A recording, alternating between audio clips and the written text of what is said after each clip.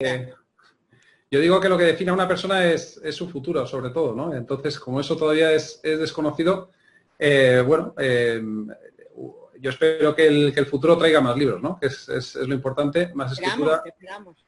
nuevas ideas y bueno, en cuanto a lo que nuestra relación nos define, pues si os ha gustado el libro, me encantaría pues poder seguir siendo un escritor que os pueda aportar nuevas aventuras y nuevas historias. Y en cuanto a escribir el libro, este libro ha tenido, aparte de todas las dificultades y complejidades que hay en el proceso de creación, pues ha tenido una cuestión muy sencilla, que es que la idea central de la historia era una idea que yo tuve muy clara desde el principio. Y yo creo que cuando tienes una idea tan clara, pues sabes que se va a completar en algún momento y que se tiene que terminar. Y te da fuerzas para trabajarlo, te da fuerzas para pelear pues, con todos los problemas que se te presentan. La verdad es que tardó mucho más de lo que a mí me hubiera gustado, lo que yo pensé que tardaría. Y luego ya la guinda del pastel fue el tema del virus, ¿no? Porque Claro. la publicación estaba prevista para abril y se atrasó por esto. Pero al final parece que está funcionando. Ya vamos por la tercera edición. Y este encuentro con vosotros, pues yo creo que es buena prueba de que esa idea que estaba tan arraigada, pues al final sí valía la pena luchar por ella, ¿no? Empiezo por la segunda pregunta. El tema, yo conocí un caso que involucraba libros antiguos y involucraba también el robo de libros antiguos. Y era además un caso donde se dejaba entrever por lo menos una parte de ese mundo, ¿no? De ese pequeño mundo, de ese pequeño universo de coleccionistas, de personas apasionadas hasta el punto de la obsesión por el libro, de traficantes al final, porque luego hay personas que simplemente lo que quieren es aprovechar este elemento valioso pues, para enriquecerse de una manera rápida. Y todo eso yo me di cuenta que daba pues, para una historia bastante completa. De aquí a la documentación, pues a partir de esa idea o ese convencimiento al que llegué, yo fui tirando del hilo, fui hablando con gente del sector. Te das cuenta a veces que en mundos a lo mejor tan pequeñitos como este o donde la gente es tan apasionada, pues es relativamente fácil, quizá no dar con la información exacta, pero sí con la ayuda de personas que comparten una pasión y que les interesa compartir este conocimiento.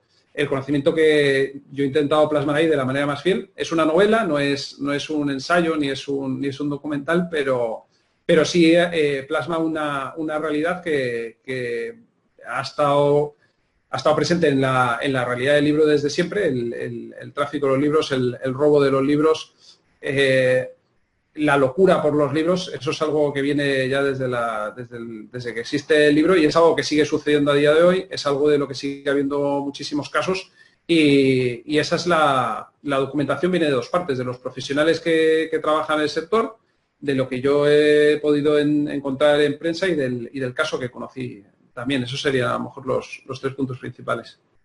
A mí Julio Verne siempre me gustó en la infancia. Además creo que es como un viaje siempre a otro mundo, a otro tiempo, y además él tiene una capacidad de llevarte, de abstraerte de tu propia realidad y llevarte a otros mundos, ¿no? Ese sería un autor. Yo de actualidad ahora mismo al que estoy siguiendo bastante es a Coetzee, al sudafricano. Estoy leyendo ya la cuarta novela. Es un escritor que me está gustando bastante. Es una persona que tiene una habilidad que para mí siempre es una de las más importantes, que es tomar temas muy complejos o tramas muy complejos o muy profundos y plantearlos de una manera sencilla. Y él eso lo hace con bastante habilidad. ¿Y de qué otros autores te puedo hablar? Yo soy bastante lector de novela negra y yo creo que los dos clásicos que vinieron ya en la etapa después de Agatha Christie, que son Hammett y Chandler, yo creo que he leído absolutamente todo. Debe quedarme algo por ahí porque ellos escribían en pequeñas revistas que creo que no todas están traducidas. Algo me quedará por leer, pero todo lo que son las novelas completas yo creo que ya las he leído y las historias cortas también. Y me gusta repetirlos. La verdad es que me gusta mucho. Parece una lectura sencilla, una lectura ligera, pero él también trata a los personajes con una profundidad increíble. ¿Y El infierno de Dante? ¿Lo has leído? El infierno de Dante yo lo he leído. Y es un libro muy, muy, muy difícil de leer. Muy difícil de leer. Muy, muy complicado. Yo cuando lo leí me sorprendí de cierto contraste que había. Es decir, el libro está muy, muy estructurado. Tienes el infierno, el purgatorio, el paraíso, tienes los círculos del infierno, tienes todas esas subclasificaciones y organizaciones que hace. Y eso te llevaría a pensar que un libro tan bien ordenado, donde tiene una estructura tan clara, pues va a ser sencillo de leer. Para nada, para nada. Es complicadísimo. Y yo creo que dentro del coleccionismo, a lo mejor, o el libro antiguo, es uno de los máximos exponentes, porque es un libro que encierra tal complejidad, tal desconocimiento con respecto a tantas figuras, porque no todas las figuras que él plantea están claramente definidas a día de hoy. Hay grandes estudiosos que se dedican a interpretar lo que él plasmó en su obra y no lo tienen claro. O sea, digamos que hay la posibilidad de especular bastante sobre lo que él escribió en esa obra y yo creo que eso en una novela pues ayuda a la trama y ayuda también al propio apasionado del libro antiguo de entender que hay libros que o bien ni siquiera se han descubierto a día de hoy o aun descubriéndose no se sabe exactamente el alcance de su contenido o la profundidad que tienen. Pero es un libro terriblemente complicado y yo no me atrevería jamás a decir que lo he entendido en toda su profundidad. Y al final te quedas... Hay algo muy moderno, ¿no? en Dante y es esa capacidad gráfica que tiene. Él tiene una capacidad... se me ha dormido la pantalla. Él tiene esa capacidad de ser muy gráfico. Él es muy, muy gráfico y sí te puede trasladar en ciertos momentos a escenarios muy claros en el que tú, digamos que percibes con mucha claridad las imágenes, es algo muy visual. Eso es algo bastante moderno en un autor, pero tiene esa capacidad de ordenarlo todo, de llevarte a esas imágenes, pero luego terminas el libro y yo creo que te das cuenta que a lo mejor tienes que leértelo 5 o 6 veces más, ¿eh? Y a lo mejor cuanto más te lo lees, menos entiendes, ¿eh? No lo contrario.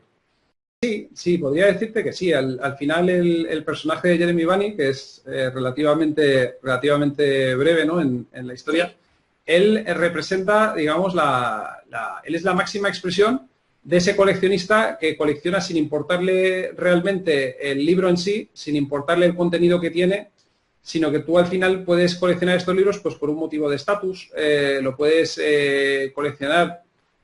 Hay personas a lo mejor que creen que por tener un elemento de una época y de una trascendencia especial, pues les hace a ellos también más trascendentes. Y al final en el coleccionismo de libros antiguos hay una constante que identifican todos los profesionales del sector, que es que gran parte del coleccionismo no tiene nada que ver con la lectura, absolutamente nada con la lectura. Tiene que ver con tener esas grandes joyas en tu casa, saber que las tienes tú, saber que las tienes tú y no las tiene nadie más. Y saber al final que eres el guardián de una pieza de historia y también de una pieza estética. Al final estos libros tienen, muchos de ellos, o sea, cuando estás hablando de libros del siglo XVI, XVII, son libros que a veces tienen grabados, son libros a veces que tienen interpretaciones de la realidad que no son del todo acertados. Al final es cuando tú tomas un mapa de hace cientos de años de América, pues a lo mejor te aparece California como una isla. Entonces eso es una curiosidad. Al final hay curiosidades. Documentos en los que a lo mejor se habla del mundo en términos pues entendiendo que el mundo es plano, por ejemplo, o visiones del mundo pues que hoy en día ya están superadas y que leerlas en ese momento pues tienen cierta gracia. Pero bueno, ya estamos yendo a la parte de la lectura, pero sin ir a la lectura, a veces las propias imágenes, las propias tapas, simplemente el decir que tienes una primera... Como que no tiene ilustraciones y la otra tipo... Sí, exactamente. Entonces... Pero es algo, ¿cómo decirlo? Aunque es una figura, a lo mejor, que para una persona que es apasionada de la lectura, como creo que somos todos los que estamos ahora juntos, a lo mejor le puede parecer desagradable, pero es algo bastante habitual en el mundo del coleccionismo del libro. No necesariamente porque tengas una gran biblioteca millonaria, histórica y espléndida, quiere decir que hayas leído los libros, para nada. Sí. He trabajado ahí. Vale. Yo creo que es la capital o es el mayor exponente de los libreros o de lo que queda de los libreros anticuarios que tienen un establecimiento, porque de estos ya van quedando cada vez cada vez menos. El negocio se ha ido trasladando a Internet en los últimos 15, 20 años, han ido cerrando muchas de ellas. Creo que siguen ahora van apareciendo algunas más, pero a lo mejor más dirigidas al libro de segunda mano o lo que es el libro de viejo. Y es una ficción pues que está quedando bastante desplazada al mundo de Internet. Y en mi opinión es un error, porque al final tú, a la hora de valorar un libro, uno de los factores, si eres un coleccionista, uno de los factores para determinar el valor, uno de los factores más infravalorados es el estado del libro. Entonces hay personas que piensan que porque un libro es especialmente viejo o tiene una relevancia extraordinaria, tiene que tener un valor monetario muy alto. No es así necesariamente. El estado, o sea, si un libro le falta 1, 2, 3 páginas, el valor del libro puede bajar 10 veces o puede perder prácticamente la totalidad de su valor. Y ese estado, tú, la mejor manera de verificarlo es in situ y con el libro en la mano. Y eso por Internet, por muchas fotos que tengas, es complicado. ¿Y hay alguna librería de las que hay antiguas en Madrid, que todavía queda alguna, de la que tú te hayas inspirado para escribir este libro? La de Bardón, la de Bardón a mí me encanta. Es es una librería muy, muy bonita. Y es una librería además curiosa, que ordena al final preguntas por el orden de los libros y los libros se ordenan por tamaño. Y creo que ese orden por tamaño es lo que le da esa estética especial, ¿no? Que todos se encajan a la perfección. Y es una librería muy bonita y os recomiendo que quien pueda pasar por la Plaza San Martín que la vea. Sí, yo podía ser varios de ellos también, menos el marido de Carla, que ese preferiría no serlo, porque no le va tan bien. Pero sí, yo creo que sí. Además, cuando escribes los personajes en la trama tienen momentos penosos. Yo creo que los momentos más penosos a lo mejor no quieres compartirlos. Pero esos momentos penosos forman parte de esa evolución que tienen. Pero por supuesto que sí, que hay momentos, yo creo que sí, que lo pasan muy bien.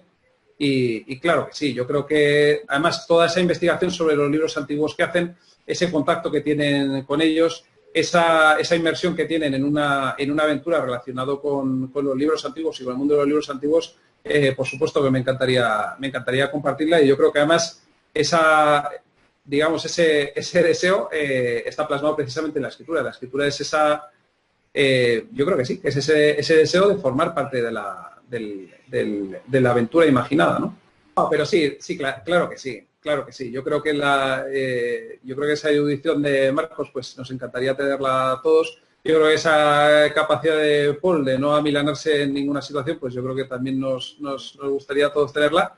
Y sí, yo creo que hay una carga importante de lo que tú dices en los personajes y en el propio deseo, pues, de la persona que escribe sobre ellos, ¿no? Por supuesto. La respuesta a la segunda pregunta es no, yo no lo he hecho. Y no lo he hecho, pero no lo he hecho y tiene su explicación, porque al final esa frustración y ese susto, porque al final en el proceso de creación de un libro hay muchísimo trabajo, hay muchísimo tiempo detrás. Sabes que a veces la gente dice que ha tardado en escribir un libro 5, 6, 7 años. No es del todo cierto, porque al final tú lo que estás contando es el transcurso de tiempo desde que empezaste la idea hasta que la terminaste. No quiere decir que estuviste 6 años o 7 años escribiendo. Pero sí, desde que se gestó la idea, pues ha pasado mucho tiempo, ha habido mucho esfuerzo, ha habido muchos trompicones, y cuando ya parece que por fin lo has superado todo, cae este susto, ¿no? Entonces, sí, claro que te invaden los nervios, claro que lo pasas mal, pero al final yo ya cuando ya sentía tanto estrés dije, pues ¿qué vamos a hacer? Al final yo creo que esta situación ha trastocado los proyectos de todo el mundo. Yo creo, seguro que si nos preguntamos ahora, todo el mundo tenía algo que hacer, de mayor o menor importancia, pero todos teníamos algún plan para esos meses y todos lo hemos visto trastocados. Entonces yo ahí lo que intenté es tranquilizarme, abstraerme de la idea y encomendarme pues a la confianza que yo tenía en esta historia y en que estaba condenada a salir en algún momento. Y así ha sido. El arranque por el momento está siendo bueno. Yo creo que la mejor prueba de ello es este encuentro con vosotros. Y nada, yo lo que intenté fue superar los nervios. Claro que lo pasé mal, por supuesto lo pasé mal, pero hay un momento cuando una cosa es inevitable, pues tampoco vas a seguir escarbando en ello. Y lo que intenté es aparcar la idea. Y cuando salió, pues parece que empezó bastante bien y nada, ya vamos por la tercera edición y a ver si hay cuarta.